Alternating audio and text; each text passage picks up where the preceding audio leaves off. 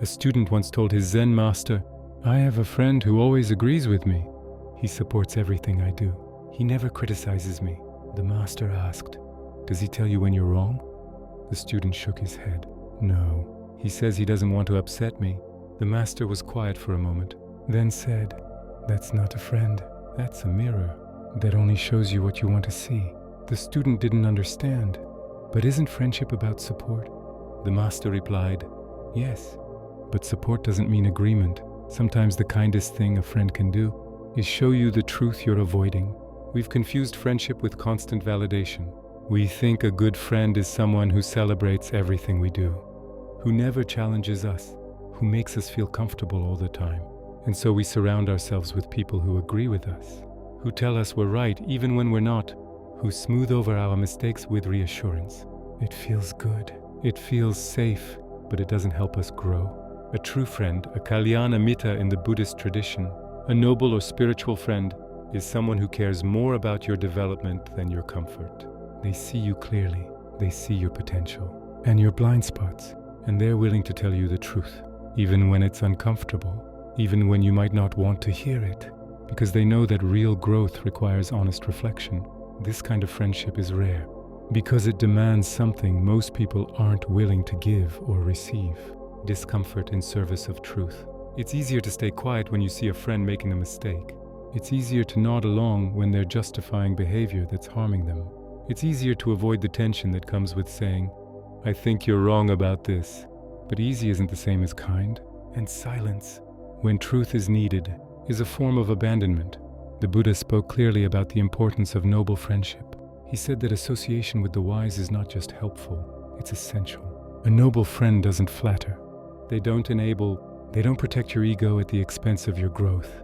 They hold up a mirror that shows you as you are, not as you wish to be seen. And they do this not out of cruelty, but out of genuine care. This is different from criticism for its own sake. It's not about tearing someone down or asserting superiority.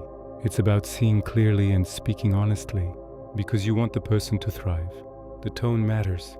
The intention matters. A true friend doesn't speak harshly to prove a point. They speak directly because the truth serves you, even if it stings. In Zen practice, this is what a teacher does. They don't coddle. They don't soften the teaching to make you comfortable. They point directly at what you're avoiding, at the places where you're stuck, at the stories you're telling yourself that keep you from seeing clearly. And if you're fortunate, you have friends who do the same, who love you enough to risk your discomfort for the sake of your clarity. But this only works if you're willing to receive it. Most people say they want honesty, but what they really want is affirmation with a thin veneer of critique. They want to hear that they're mostly right, that their mistakes are understandable, that they don't need to change much. And when someone offers real feedback, direct, uncomfortable, necessary, they get defensive. They dismiss it. They decide the friend is being harsh or judgmental. And they retreat back to people who tell them what they want to hear.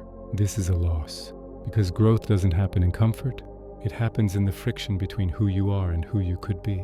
And a friend who's willing to create that friction gently, clearly, persistently, is doing you a service that validation never could. The Taoist teaching points to this through the image of sharpening a blade. You don't sharpen a knife by rubbing it against something soft.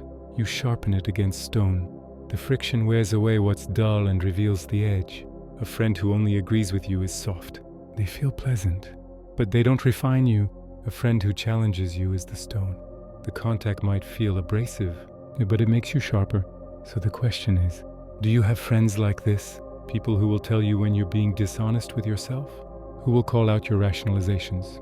Who will say, "I love you, and I think you're making a mistake"? And just as importantly, are you this kind of friend to others? Because it goes both ways. If you want people around you who are willing to be uncomfortable for your sake, you have to be willing to do the same for them.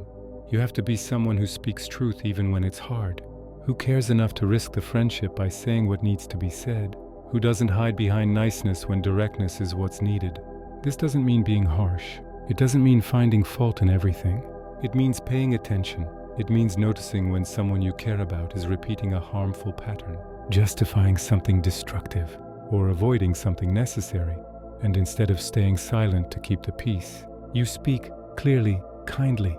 But honestly, The Buddha taught that a noble friend is one who restrains you from wrongdoing, encourages you toward what's skillful, and reveals what you haven't seen.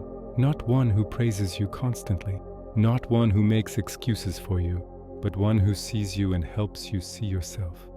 This kind of friendship requires courage on both sides. Courage to speak, courage to listen, courage to sit with discomfort and ask, is there truth here I need to consider? And when both people are willing to engage this way, something powerful happens. The friendship becomes a container for growth. It becomes a practice. It becomes one of the most valuable things you'll ever have. So surround yourself with friends who care enough to make you uncomfortable when it serves your growth, and be that friend for others. Don't mistake agreement for loyalty. Don't confuse validation for support. Real friendship isn't about making each other feel good all the time. It's about helping each other become better, especially when it's uncomfortable. The student thought about the mirror, and he realized he didn't want reflections that only flattered. He wanted ones that showed him the truth, even when it hurt. If you choose to follow this channel, it truly helps me keep creating and improving these reflections.